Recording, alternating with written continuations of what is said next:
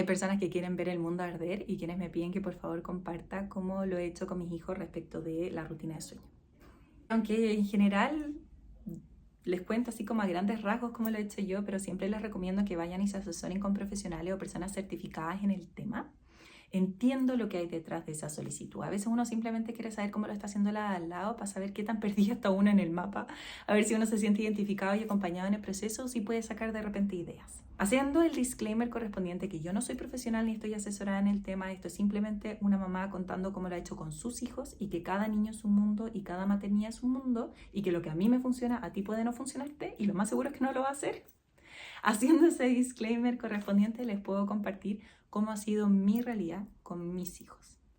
Yo tengo 34 años y tengo 3 hijos. El mayor tiene 4 años, el segundo tiene 3 años y la menor tiene 3 meses. Con cada niño ha sido un mundo, con cada niño ha sido una experiencia distinta. Tengo prematuros de 35 semanas, tengo guaguas de término.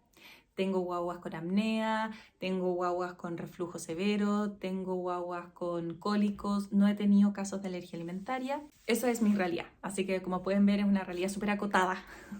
Hay muchas cosas que no me han tocado vivir y ya no me tocaron. Voy a dividir esta exposición en 3 áreas.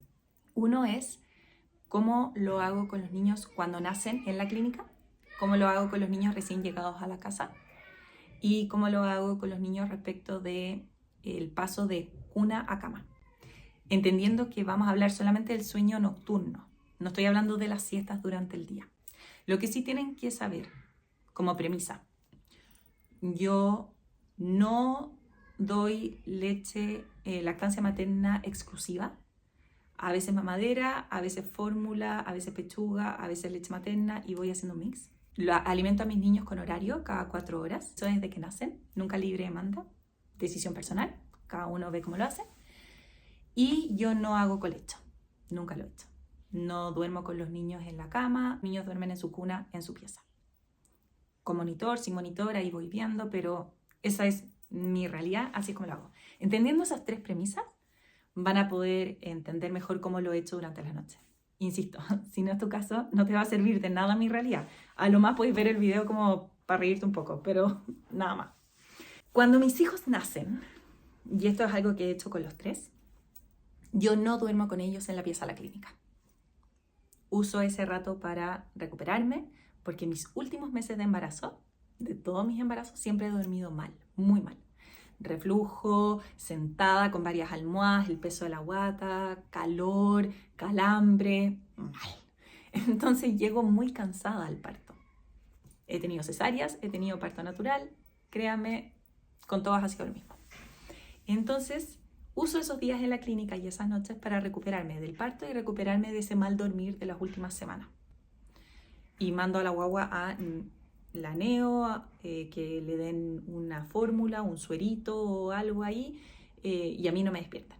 Entonces yo doy la última papa a las 11 de la noche y la primera me llevan a la guagua a las 6, 7 de la mañana y entre medio que lo vean allá ellos y yo aprovecho de dormir y de descansar. Esa es mi forma, es lo que a mí me ha acomodado y es lo que me ha permitido llegar a la casa descansada y un poco más repuesta para poder hacerme cargo de esta guagua y para poder conocerla, porque necesito esa claridad mental para poder identificar señales, para poder ir cachando un poco la guagua, cómo es esa guagua y también qué es lo que me acomoda a mí. Por eso con cada guagua he usado una técnica distinta. Con el primero lo hice de una manera, con el segundo lo hice de otra y con la tercera lo estoy haciendo de una manera muy distinta con sus hermanos porque las circunstancias son distintas. Hay más hermanos, hay más encierro, hay distintas edades, hay distintos ruidos, hay distintos entornos. A mí me pilla también a una para distinta. Cuando yo vuelvo a la casa, en el caso de Maximiliano me dejaron hacerlo pasar de largo al cabo del primer mes de vida. Estaba súper bien de peso, no tenía ningún tema neurológico, contaba como con todo el checklist, digamos, físico, ¿verdad? Para poder pasar un cierto número de horas sin comer. Así que lo que yo hacía era a las 12 de la noche, 11, 12, le daba una mamadera con relleno, sacarle bien los chanchitos, porque este tenía reflujos y cólicos y todo, le ponía un cinturón de semillas calentitas en la guata, me acuerdo, el colchón siempre inclinado, tenía una bolsa de pañales, de hecho, abajo. Fue con la segunda guagua que supe que existían unas cuñas que venden en el mercado que les podéis poner debajo del colchón. Y tenía la guagua así con el colchón inclinadito, siempre mirando para arriba, bien tapadito, calentito, todo en silencio, todo oscurita. Le daba a su mamadera, chanchitos, le cambiaba el pañal, un pañal sequito, rico, lindo, pum, para adentro a la cuna. Y a las 3 de la mañana me acuerdo que se despertaba para pedirme la papa y yo lo tomaba y me paseaba con él por el living, me acuerdo, a oscura, y esperaba y hacía hora hasta las 3:30. Y a las 3:30 le daba una mamadera y de vuelta a la cuna, sin cambiarle el pañal. Y sin ningún estímulo, ni luz, ni sonido, ni nada. Y así estuve como 3 noches hasta que él solito se despertó a las 3:30. Y ahí lo tomaba y me paseaba por el living hasta las 4. Y ahí le pasaba la mamadera y lo metía en la cuna. Y así estuvo como 2 noches hasta que él solito se despertó a las 4. Y entonces lo tomaba, me paseaba con él por el living hasta las 4:30 y le ponía la mamadera. Y así al término de como a la noche número 12, él solito se despertó a las 6 de la mañana. Y ahí empezó a pasar de largo. Dormía de la última papa a las 12 hasta las 6 de la mañana. Solito. Ahora, aquí vienen las etapas, po. Hay retrocesos del sueño, alteraciones del sueño, procesos neurológicos. Ahí yo les recomiendo siempre asesorarse. Pero hay etapas en las que es normal que los niños tengan alteraciones. Como a los 4 meses hay una, a los 9 meses creo que hay otra. Hay circunstancias también que hacen que se alteren los sueños. Es normal. Los cólicos también de repente boicotean el buen dormir. A medida que van creciendo, sueñan, las pesadillas. Bueno, después ya vienen los terrores nocturnos, los cambios de horario, pasamos de verano a invierno.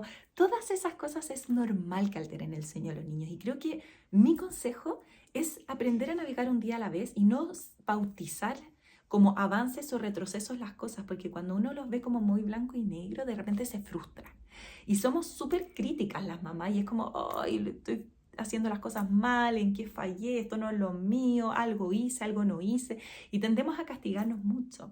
Es normal que los sueños se alteren. Yo tengo 34 años y todavía se me altera el sueño constantemente. Y hay noches donde duermo bien, y hay noches donde duermo mal, y hay noches en las que me desvelo, y hay noches en las que me da insomnio.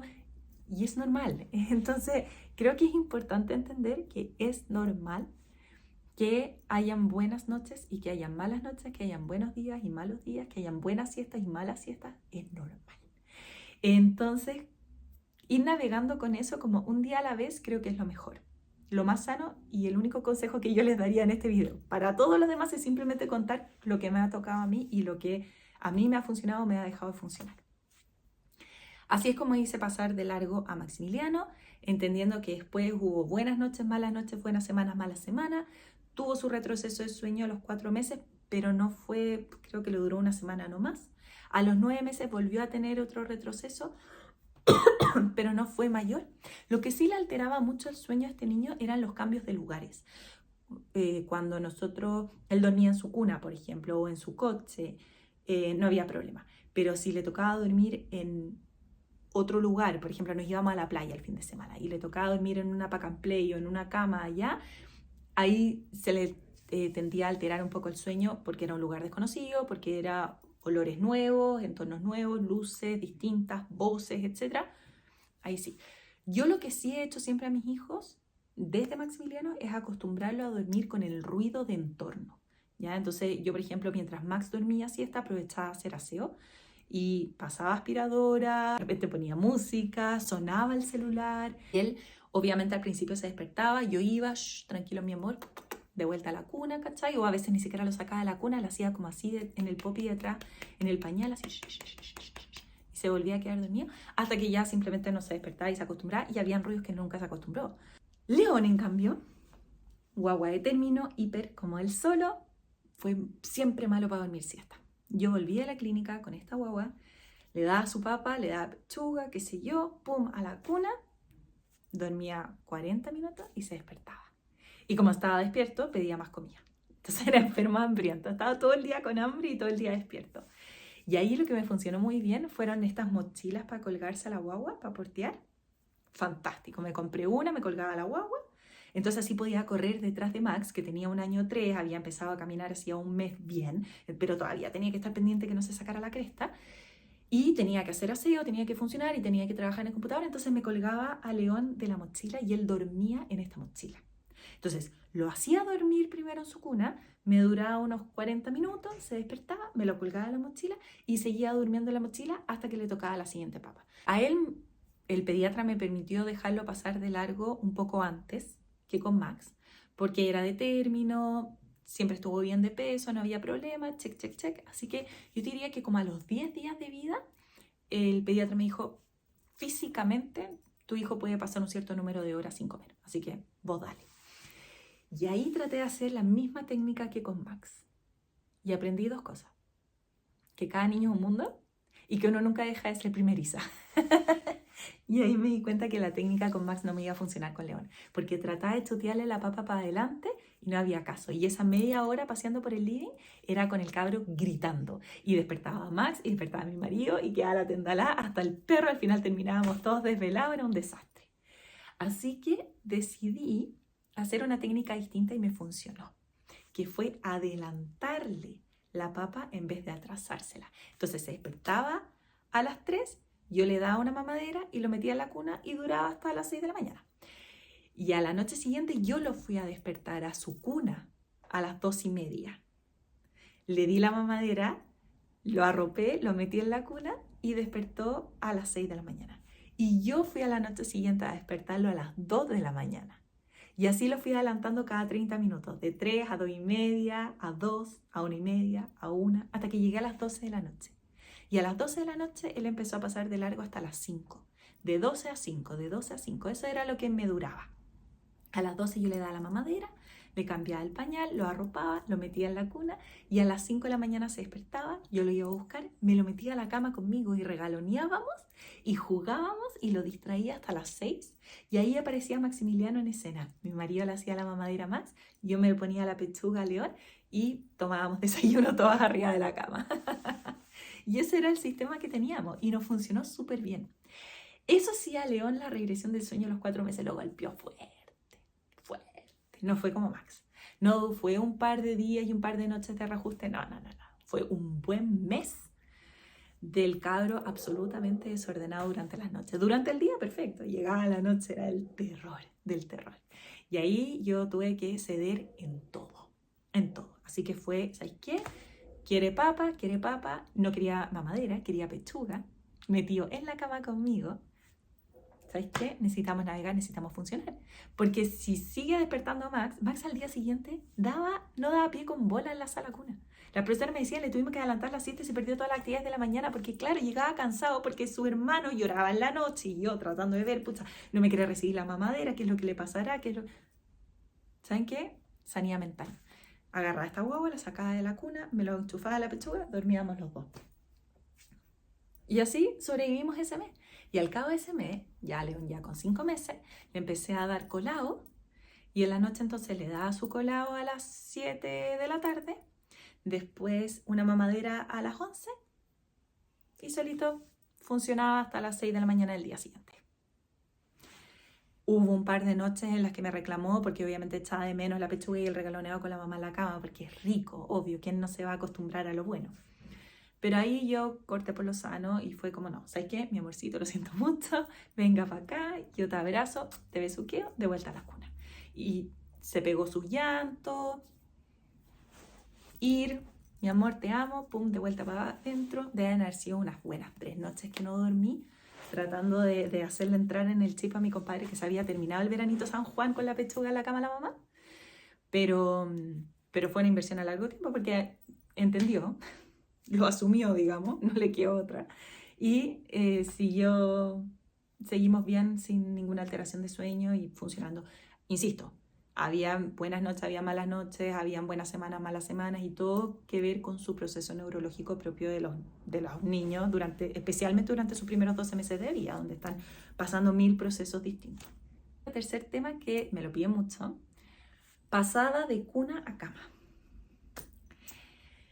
Yo a Maximiliano lo pasé de cuna a cama a los 11 meses, porque venía su hermano en camino y yo no quería que Maximiliano sintiera que le estábamos quitando la cuna, que era su cuna, por pasársela a la guagua. Yo estaba muy nerviosa de cómo iba a reaccionar Maximiliano a la llegada de su hermano. El tema celos entre hermanos me tenía muy nerviosa. Y yo no quería que él lo pasara mal, que yo lo pasara mal, que todos lo pasáramos mal, y todas las conjugaciones posibles. Entonces, quería como que no cachara que estaba sin cuna, como una cuestión así. Entonces, me acuerdo que compré un colchón y lo puse en el suelo. ¿Por qué no compré otra cuna? No sé, no sé. Y se levantaba, obvio, y se bajaba y se iba gateando a la pieza. Y yo, de vuelta al colchón. Y se bajaba, y de vuelta al colchón. Sí, se cayó un par de veces, pero eran 30 centímetros de alto, o sea, no a piso. Y así lo tuve. Y fueron meses. Ya León ya había nacido y Maximiliano todavía se salía de la cama. Y lo encontraba tirado en cualquier parte. De repente se quedaba dormido en el pasillo, adentro del closet, a los pies de mi cama. Ni siquiera arriba de la cama, porque no podía subirse a mi cama, en el suelo, literal. Tutotete, durmiendo abajo en el suelo. Y yo me acuerdo de despertarme así a la mitad de la noche con ganas de hacer pipí y encontrarme con este niño, ¿cachai? Tropezarme con un niño. Lo tomaba, lo devolvía a su colchón, lo tapaba. Pero no lo retaba, no lo castigaba y que él sintiera también esa libertad y no le diera esa ansiedad de que, chuta, me metieron en el colchón y no me puedo bajar. No puedo recurrir a mis papás, no puedo ir a ningún lado, no. Eso, él tenía esa libertad, sabía que podía irse gateando de su pieza a mi pieza y no había ningún problema. Sí, sus buenos 2 meses, yo les diría, 2, 3 meses, en que se bajaba, se iba a pasear. Yo creo que logró satisfacer su necesidad y logró entender que en verdad tenía la libertad plena de poder bajarse cuando quisiera y eso como que le bajó la ansiedad. Entonces ya después simplemente no se bajaba, se quedaba en el colchón. Y despertaba para cualquier lado, con la cabeza para las patas para la almohada. Pero era lo mismo, se quedaba ahí en su colchón y ese era su espacio. Y lo que yo hacía mucho era que las mamaderas, desde chiquititos, yo hago que los niños se las tomen adentro de la cuna o en su colchón de la cama. Entonces así como que generan esa relación como con su cuna, su cama, que no sea solamente dormir, que en verdad también puedo estar despierto en mi cuna o en mi cama, jugando y no hay problema, tomándome mi mamadera, viendo el móvil. Yo creo que eso en Maximiliano, y que también se repitió en la experiencia con León, cuando lo pasé a colchón al suelo, que también fue como a los 11 meses, permitió que yo no tuviese que cerrarles la puerta para que no salieran de la pieza, siempre la puerta abierta, siempre les dejaba la puerta abierta. Ellos podían entrar y salir. Y siempre con el mismo tono de voz yo les iba dando la instrucción. Y la instrucción era cabeza a la almohada, acostarse, cabeza a la almohada. No era dormir. Yo les decía, niños, si no quieren dormir no duerman, pero tienen que estar con la cabeza en la almohada. Se dormirán cuando les dé sueño, pero tienen que estar en sus camas, en sus colchones, en su cuna, cabeza a la almohada, esa era la instrucción. Y tampoco nunca les he dicho a mis niños que tienen que dormir porque es de noche, porque ahí en el verano se nos oscurecía a las 10 de la noche, era un desastre. Entonces yo siempre les hablaba de las 8, a las 8 nos acostamos, a las 8 se acuestan, a las 8 en su cama, a las 8 cabeza en la almohada. Entonces hasta el día de hoy a los niños les digo, son las 8. Salvo, y esto es súper importante también entenderlo, son niños, son humanos, son personas. Y obvio que hay veces en las que los hemos dejado con mi marido que se acuesten más tarde, porque vamos a ver una película todos, o porque se pegaron una siesta súper larga durante la tarde, absolutamente extraordinaria, que no correspondía, pero bueno, uno por otro. O porque, ¿sabes qué? No sé, cualquier cosa, estamos todos... Es año nuevo, queremos que vean los fuegos artificiales, qué sé yo, es el cumpleaños del tío para que regaloneen con los abuelos, ya, bueno, qué importa, estamos de vacaciones. Ese tipo de desórdenes son naturales. Lo que pasa es que tratamos con mi marido durante los primeros 12 meses de vida de cada uno de nuestros hijos de mantenerlos lo más apegados a una estructura, dentro de lo humanamente posible, pero lo más apegado posible. Y tenerlos con horario, para dormir, para despertarse, para comer, para jugar, te fijáis, como muy marcado. Porque pasado esos 12 meses, cuando ya mis niños se han empezado Han empezado a caminar, han empezado a moverse con más autonomía, han empezado a ser más independientes en su conducta. Al menos la estructura y los horarios los han tenido súper incorporados. Y eso para mí ha sido una tremenda ayuda. Y pueden funcionar con la dinámica de casa. Y ya no tengo que estar peleando que los horarios, que las comidas, que las guías, que ya son menos volátiles también. Es mi experiencia, es lo que a mí me ha pasado y es la fórmula que a mí me ha funcionado con mis hijos, entendiendo que cada niño es un mundo y las circunstancias son muy distintas. León tenía 9 meses cuando nos encerraba la pandemia y el encierro en el departamento el año 2020 alteró enormemente la rutina, pero aún así, él llegó a los 9 meses con horarios y estructuras súper marcadas y súper incorporadas en el chip, con rutinas de sueño, con noches de largo. Era muy distinto a que si hubiese llegado a la pandemia, al encierro, con una guagua de 9 meses que no tenía estructura ni horario. La Emilia tiene 3 meses y hasta el momento hemos navegado súper bien. Me tocó la experiencia que yo le escuchaba a mis amigas con niñitas, yo tenía 2 hombres, que era que simplemente no se despertó en la noche y bueno, yo no le di papa y pasó de largo y desde ahí entonces que pasa de largo. Esa es la experiencia que me toca a mí ahora contar. Tuve que correrle la papa, simplemente no se despertó. Así que esas son mis 3 experiencias. No sé cómo se van a venir las regresiones del sueño de la Emilia. No tengo idea cómo va a ser la pasada de cuna a cama. ¿A qué edad la voy a pasar de cuna a cama? No tengo idea. Yo lo único que les puedo decir es que yo voy a mantener esta regla con mi marido respecto a nuestros niños, de los primeros 12 meses de vida, ser muy apegados a una estructura y una rutina para tratar de incorporarles en el chip lo más posible la importancia de tener orden. Órdenes para comer, órdenes para dormir, espacios, distinciones de espacio. Aquí se juega, aquí se come, aquí se duerme, en la medida de lo posible, mientras las circunstancias nos lo permitan, si es que no tenemos otro encierro o pandemia. Vamos a mantener siempre con mi marido es esa flexibilidad y esa libertad de decir, a veces nos va a funcionar, a veces no nos va a funcionar y a veces nos vamos a equivocar y tener una sana relación con el error. Navegar un día a la vez y si nos equivocamos, chuta, ¿sabes qué? Marcha atrás, probemos con otra técnica, asesorémonos, preguntemos por aquí, preguntemos por allá. Yo les recomiendo asesorarse, contratar un sleep coach si es que necesitan. Muchos de ellos lo que ofrecen es una primera sesión de evaluación gratuita, unos 30 minutos, ponte tú, de repente por teléfono o por camarita, para poder aclarar los temas y ver si efectivamente necesitan el pack de servicios de ellos o no. Yo con todos mis niños he hecho esa asesoría, con todos mis niños, con Max y con León hice eso, y en las 2 oportunidades las asesoras, las sleep coaches me dijeron, no te preocupes, no necesitas nuestros servicios, solamente te recomendamos hacer un ajuste aquí, hacer un ajuste allá, acortar esta siesta, adelantar esta papa, y con esos ajustes y funciona perfecto.